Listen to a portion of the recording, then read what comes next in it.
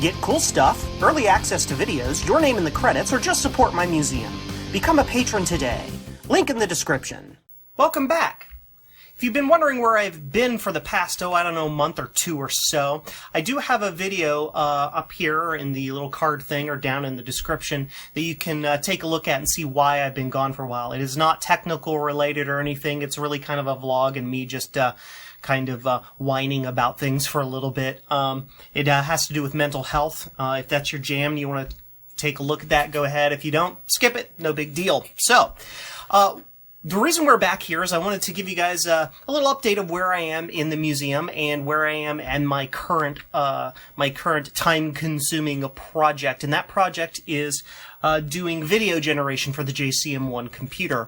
That's been one of my things I've wanted to do with JCM-1 since the beginning, is to have some really good high-resolution, high-color video capability for JCM-1 that also has sprites and a whole bunch of other fancy stuff. Because what's the point of any old 8-bit computer system if you can't play games on it, right? So that's what I wanted to do. So the video generation system that I decided to go with was, I figured I would go with the old-fashioned NTSC or composite video output to make it period accurate to the machine. And that's what I've been working on. Now, you've seen a couple previous videos. Maybe you've seen some videos on that that I've made where I generated that NTSC video using a microcontroller. It felt suboptimal to me, and also a gigantic cheat, and also kind of, I don't know, it just didn't feel right to me to do it that way, so I decided to do a lot of research and build my own composite video generator from scratch using TTL Logic. For those of you in the know, you understand that that's absolutely crazy and insane, and why would I ever do that? For those of you not in the know, that's absolutely crazy and insane. But I decided to do it anyway. It's been a very fun learning experience, and is actually the entire process of building that will help me generate NTSC video or composite video in much better ways with the microcontroller, should I decide to go that route, because I have a much better understanding of the way composite video timing works. So this is going to be the introduction video to the circuit that I built out of, yes, TTL Logic. It's nuts. Mostly TTL. Some of it's CMOS logic, but it's mostly TTL Logic to generate a composite video output to do that. So let's dig into the basics of that.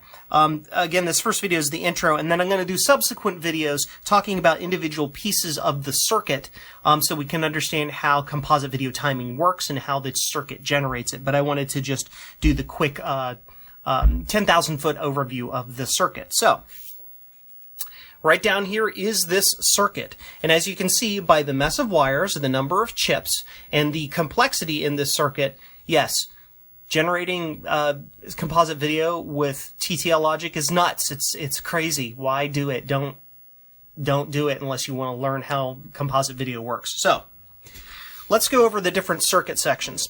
Looking at this here, you can see I have different pieces of the circuit with different wire colors. Mostly. This down here is a little bit of a mess. And the reason I built it with different wire colors is so that I could see while I was building it, and so when I was showing it to you, I could show you the different sections of the circuit that are how can I put it? They're responsible for generating different parts of the timing and signals to create a composite circuit. Now, this circuit is based on 5 or 6 different sources, if not more, different sources. I had spent a lot of research and a lot of time over the past several years, really, trying to figure out exactly how to do composite video, how to do it correctly with TTL Logic or with chips or whatever, and it was just a pain in the patoot. Until I found, randomly, it came across my Tumblr feed. Was it Tumblr or Twitter? It came across one of my social media feeds of somebody who had written a paper, a very, very well-written paper on how the video generation circuitry of the original Pong, the 1977 Pong, or 76 or 72, whenever it was made, the original Atari Pong worked. And I read that paper, Yes, I don't read novels. I read dry technical manuals. Just call me Montgomery Scott. I read that and it made sense to me. I'm like, oh, so this is how it does it. This is how you're supposed to generate circuits or generate composite timing. Okay, now I got it. That paper was so well written that it helped me understand how to actually make the thing occur. So I took that circuit as a base, analyzed the absolute crap out of it, printed out so many different pieces and corners and cuts and whatever of the schematic of that, and then redesigned the schematic, redesigned it based on some other sources I found for doing other things. Pong, of course, the original Pong didn't have color, so if I had just used that, I wouldn't have a color output, but I had to know how to use color. So then I used source. There's I don't remember the gentleman's name, but he has his website's lucidscience.com or something like that, who had a really excellent way of generating the color phasing to create the colors on the screen, and a couple other different sources to help determine how to actually count the timing a little bit more closely to the NTSC / composite spec, because the Pong spec was it wasn't quite right, especially for color monitors.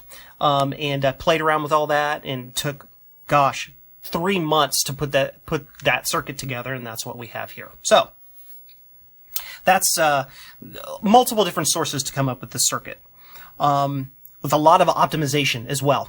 So let's look at the circuit very basically and give you a quick introduction to everything.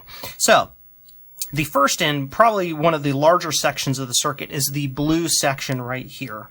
This blue section is all of, with the exception of some of this chip right here, which I'm stealing some gates from, the entirety of and this green part here. This blue section here is the horizontal timing, the timing that draws lines across the screen this way, that draws the pixels in order. Basically what this does is it takes a master clock right here, divides it down, and counts the exact amount of time across the screen in you can call it in ticks. I'm not going to get into the mathematical details yet. Further videos will do that. And then we split that down and then use it with this part of the circuit here, and then we have multiple taps coming off this counter to say, okay, this is when the line starts. This is the period when lines are allowed to be drawn. This is the period when the proper vertical sync or the proper horizontal sync pulses happen. This is the period when this and that and the other are all supposed to happen. And so that the blue section of this circuit generates all that. You can see some of these numbers called out. You can see the horizontal reset signal here. You can see the horizontal sync here. You can see the horizontal blanking sections listed there with the little labels I put there to make it easy for me to see. The next section is relatively small, and that is the green section. It's kind of interspersed with the yellow section, but that's the green section here. The green section is the vertical timing, i.e. the frame timing. What the vertical section does is it counts lines, effectively. The horizontal section counts clock ticks, and then the vertical section takes whole lines as its clock ticks and does basically the exact same thing. This counter right here is the same counter as here. It just uses the inputs from over here, from the horizontal timing to count the number of lines. This helps the circuit know, okay, when is a valid, what period is the valid entire screen period? When are we supposed to turn on the vertical blank? When are we supposed to turn the vertical blank off, and all that vertical frame timing? That's what the green section does here. Then the yellow section right in here helps us generate what you might call the line timing, the line and pixel timing to some extent. The yellow section says within this period inside the line, which of these vertical lines are actual lines in which we can output visual data, starting from the top of the frame down to the bottom of the frame. And that's what the yellow section does. So this is kind of all of our vertical timing right in here. The orange section right in here is our color generator. So, or really I should say our color burst generator. What this does is it takes in timing from multiple different spaces. You see it takes in some of the yellow timing, it takes in some of this orange section here, takes in some of the blue timing and all of that, and determines what periods of time and exactly at what periods it is allowed to inject a color burst signal into the proper part of the video timing to tell the television, okay, we need to be generating color for this line. That's what this part of the circuit does here, this orange section. Really, these two chips here. The white section right here is our, how can I put it? It's our pixel clock. Effectively, what the pixel clock does is it, the pixel clock feeds into the green section here as its master clock to say, to advance the pixel timing of the system to say, okay, you can put out the next pixel now, and then it clocks. You can put out the next pixel now, and then it clocks, and you can put out the next pixel now, and it clocks it connects into the master oscillator and different things to create the right timing to say, okay, pixel, pixel, pixel, pixel, pixel, and only generate pixels when we actually want to send pixels to the screen and not during any of the sync timing and all of that stuff. This entire section, the red section right here, is what we call our color phase generator. The NTSC / composite video is a weird beast. Basically, color is determined by outputting a pulse or outputting a voltage relative to the color burst signal's phase, effectively. If you think of the color burst, if you unravel the sine wave of the color burst and turn it into a circle, sine waves and circles are kind of the same. It's very interesting. And think of that circle as a clock that turns around as the sine wave travels.